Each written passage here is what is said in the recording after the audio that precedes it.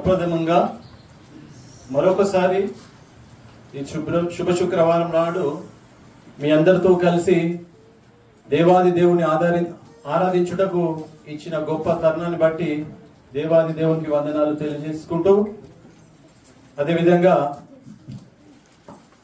Holi spirit church వ్యవస్థాపకులు సంఘ కాపరైన pastor B John Prasad అయ్య గారికి, అలాగే పాస్టర్ పీటర్ పాల్ అమ్మగారికి, సంఘస్థులకు, చిన్నలకు, పెద్దలకు, ప్రతి ఒక్కరికి పేరు పేరున నా తరఫున, నా కుటుంబం తరఫున, సిఎస్ఐ సంగారెడ్డి చర్చ్ తరఫున మీ అందరికి పేరు పేరున గుడ్ ఫ్రైడే శుభములు తెలియజేస్తున్నాను. అయోగ్యుడను, ఏ యోగ్యత లేని నన్ను మరొకసారి సజీవులుగా లెక్కించి దేవుడు ఇచ్చిన ఈ గొప్ప తరుణాన్ని బట్టి మరొకసారి వందనాలు తెలియజేసుకుంటూ, ఈ రోజు కొరకు ఏర్పాటు చేసిన సిల్వపై మాట్లాడిన రెండో మాటను మనం ఇప్పుడు ధ్యానించుకుందాము.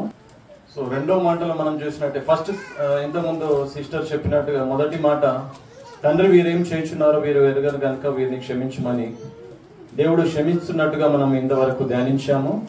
రెండో మాటగా చూసినట్టయితే, క్రీస్తు ప్రభు వారు సిల్వ వేయబడిన స్థలంలో తనతో పాటు ఇద్దరు దొంగలు మనకు కనిపిస్తుంటారు. ఒకరు ఎడమ వైపు, మరొకరు కుడి వైపు. మధ్యలో జీసస్ క్రైస్ట్ ఉంటాడు. Left side, right side. మనకి ఈ దృశ్యం అందరికి తెలుసు, కొన్ని ఫొటోస్ లో కూడా చూస్తుంటాము. సో ఈ దృశ్యాన్ని ఒకసారి మనము ఇమాజిన్ చేసుకున్నట్టయితే, ఆ కల్వరి కొండపై ఎంతో భారంతో అప్పటి వరకు నలగగొట్టబడి, హింసించి, అవమానపరిచి, నానా రకాలుగా యేసయ్యను ఎంతో ఇబ్బందికి గురి చేసినారు. ఇప్పుడు ఆ సిల్వ కొయ్యపై మేకులతో కూర్చి వేలాడదీసినారు ఆకాశానికి భూమికి మధ్యలో. ఆయనకు ఇరువైపులా కూడా ఇద్దరు బందిపోటు దొంగలు, ఇంగ్లీష్ లో అయితే క్రిమినల్స్ గా మనం చూస్తాము ఇంగ్లీష్ బైబిల్లో. ఈ బందిపోటు దొంగలు వన్స్ లెఫ్ట్ ఒకరు, రైట్ ఒకరు. సో ఈ ఇద్దరు కూడా క్రీస్తు ప్రభుకి అతి సమీపంగా ఉన్నట్టుగా మనం చూస్తున్నాము. పెద్ద గ్యాప్ ఏముండదు. ఇద్దరు కూడా they are very near to the Christ Jesus. So ఇద్దరిని కూడా సేమ్ అదే శిక్ష. ముగ్గురు కూడా, అంటే ఈ ముగ్గురు ఒకటి అన్నట్టుగా మనల్ని అక్కడ చిత్రీకరిస్తున్నారు. యేసుక్రీస్తు ప్రభు, అలాగే ఈ ఇద్దరు బందిపోటు దొంగలు కూడా ఒకే కోవకు చెందిన వారు, ఒకే నేరం చేసినట్టుగా చిత్రీకరించినట్టుగా మనం చూస్తున్నాం. రోమా ప్రభుత్వం ఏ పాపం, ఏ నేరము, ఏ తప్పు చేయని క్రీస్తు ప్రభును ఈ ఇద్దరు బందిపోటుల దొంగలతో పాటు ఆయన్ని కూడా ఒక దొంగగా చిత్రీకరించినట్టుగానే మనం అనుకోవచ్చు కొద్దిసేపు. సో ఇందులో ఉన్న ఇద్దరు దొంగలు బోత్ ఆర్ క్రిమినల్స్. ఇద్దరు కూడా బహుశా ఇద్దరు కలిసి కూడా ఎన్నో నేరాలు చేసి ఉండొచ్చు. ఆ ఇద్దరు దొంగలు దే హ్యావ్ సేమ్, అంటే వాళ్ళకు సేమ్ నేర చరిత్ర ఉంది. అప్పటికి ఇద్దరిలో మనం కొంచెం వ్యత్యాసం చూస్తుంటాం. మొదటి వాడు, ఒక్కసారి మళ్ళొకసారి చదవండి అమ్మాయి, 39:1. నేరస్తులలో ఒకడు, వేలాడ వేయబడిన నేరస్తులలో ఒకడు ఆయనను దూషించుచు, నీవు క్రీస్తువు కదా, నిన్ను నువ్వు రక్షించుకొనుము, మమ్మల్ని కూడా రక్షించమని చెప్పాను. yes, thank you అమ్మా. సో మొదటిగా ఒక దొంగ. ఈ దొంగలకు ఇద్దరు దొంగలకు మనకు బైబిల్లో ఎక్కడ కూడా పేరు ఉన్నట్టుగా, అంటే వాళ్ళ పేరు ఎక్కడ బైబిల్లో లేదు, కానీ చరిత్రలో, హిస్టరీలో చూసినట్టయితే ఒక దొంగ, లెఫ్ట్ కు ఉన్న దొంగ గెస్టస్ అని, రైట్ సైడ్ ఉన్న దొంగ డిస్మస్ అని వాళ్ళ పేర్లు చరిత్ర పుటల్లో మనం చూస్తాం. సో ఈ లెఫ్ట్ సైడ్ ఉన్న దొంగ ఇంత ఘోరమైన శిక్ష భరిస్తున్నప్పటికీ కూడా అతనిలో ఏ మాత్రం రిపెంటెన్స్ గాని, పశ్చాత్తాపము కనిపించినట్టుగా మనకు కనిపించట్లేదు. ఇక్కడ వాక్యం చూసినట్టయితే ఏమంటున్నాడు? నిన్ను నువ్వు రక్షించుకో, మమ్మల్ని కూడా రక్షించు. అనే మాటలో ఏమాత్రం కొంచెమన్న దయ, కనికరం లాంటిది లేదు. గర్వంతో కూడిన మాటలుగా మనము గమనిస్తాం. అతడు ఆల్రెడీ ఎంతో పెయిన్ఫుల్ గా, ఎంతో భరించరాని బాధలో ఉన్నప్పటికీ కూడా still there is no change, no transformation. అసలు మార్పు, పరివర్తన కనిపించట్లేదు. ఇలా ఇంకా దేవుని దూషిస్తూనే ఉన్నాడు, క్రీస్తుని దూషిస్తున్నాడు. సో అప్పటి వరకు అన్ని విషయాలు అక్కడ గమనిస్తున్నాడు. ఇంతకు ముందు ఫస్ట్ మాటలో, మొదటి మాటలో క్షమించమని యేసయ్య చెప్పిన మాటను కూడా విని ఉంటాడు. అయినప్పటికీ కూడా స్టిల్ అతనిలో మార్పు లేదు. కానీ తర్వాత ఇంకొక దొంగ, కుడివైపున ఉన్న దొంగ ఏమంటున్నాడు చూడండి. అయితే రెండవ వాడు వారిని గద్దించి, నీవు అదే శిక్షావిధిలో ఉన్నావు గనుక దేవునికి భయపడవా? Yes, thank you. సో రెండో దొంగ, కుడివైపున ఉన్న ఇంకొక దొంగ ఏమంటున్నాడు, అతన్ని గద్దిస్తున్నాడు.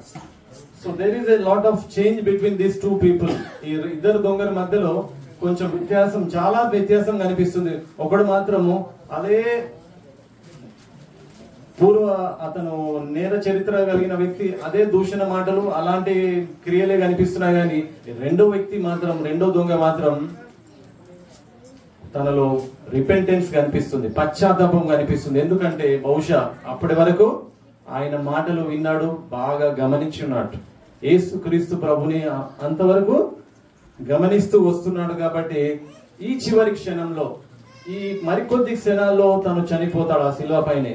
సో అవన్నీ గమనిస్తూ ఆయనలో మార్పు ఖచ్చితంగా వచ్చిందని మనం చెప్పొచ్చు.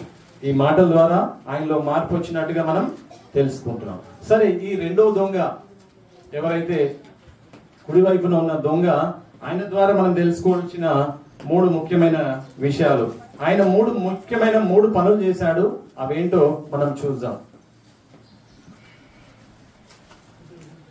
ఇక్కడ చూడండి, మళ్ళీ ఒకసారి చదువుతాను. అయితే రెండో వాడు వాని గద్దించి, నీవు అదే శిక్షా విధిలో ఉన్నావు గనుక దేవునికి భయపడవా? సో ఒక మంచి మాటను ఇక్కడ రెండో దొంగ చెప్తున్నాడు, దేవునికి భయపడవా అంటే దేవునికి ఇతను భయపడతలేడు కాబట్టి అలా మాట్లాడుతున్నాడు. ఈ రెండో దొంగ ఖచ్చితంగా దేవుని భయము కలిగి ఉన్నాడు. ఆ క్షణంలో అతనిలో కొద్దిగా మార్పు వచ్చింది. దేవుడు అంటే భయం, ఈయన క్రీస్తు దేవుడు అని గుర్తించాడు. కాబట్టి నువ్వు దేవునికి భయపడవని ఆ ఇంకో దొంగని గద్దిస్తున్నట్టుగా మనం చూస్తున్నాము. ఇర్మియా గ్రంథము 5వ అధ్యాయము 22 తీయండి కొంచెం. ఇర్మియా 5:22 దయచేసి చదవగలరు.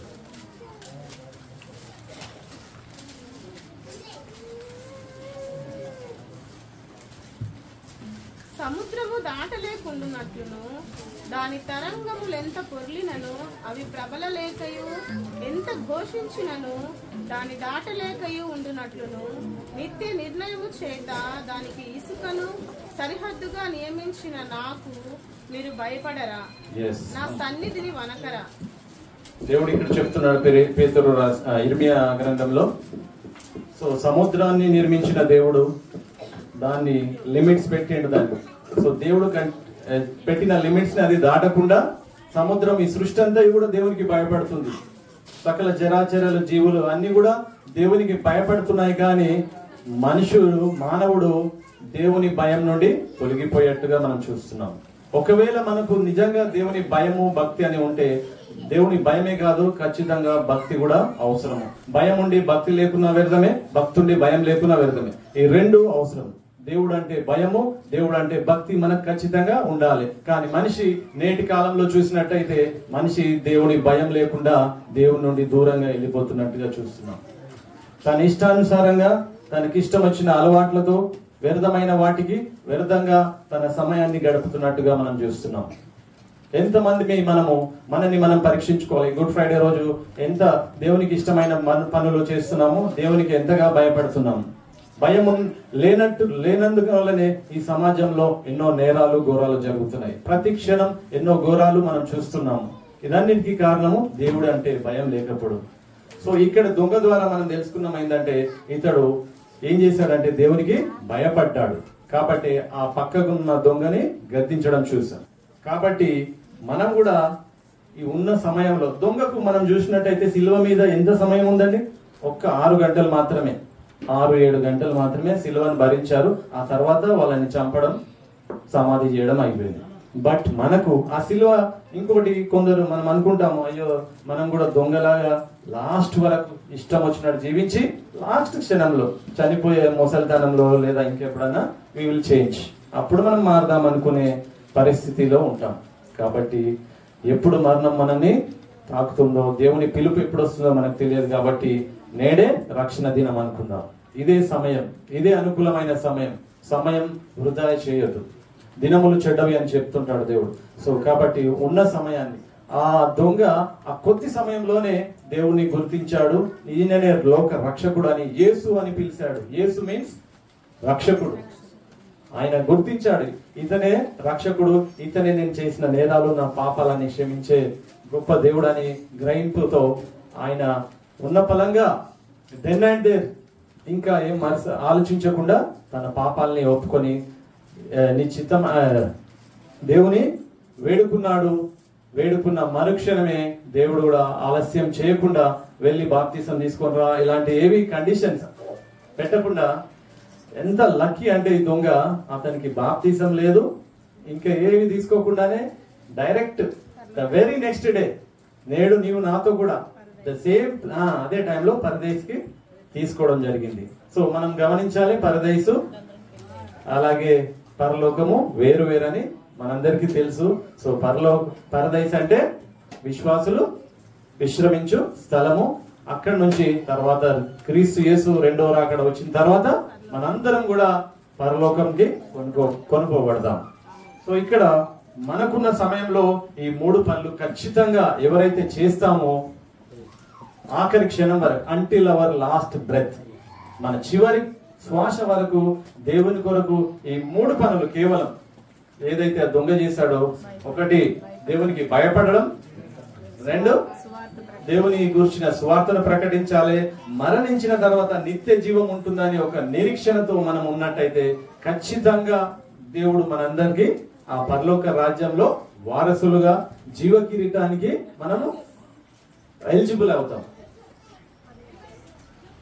సో ఈ రోజు ఈ శుభ శుక్రవారం నాడు ఈ దొంగ ఏదైతే ఇచ్చిన మంచి మెసేజ్ ని బట్టి మనకు నిజంగా మనము ధన్యులం.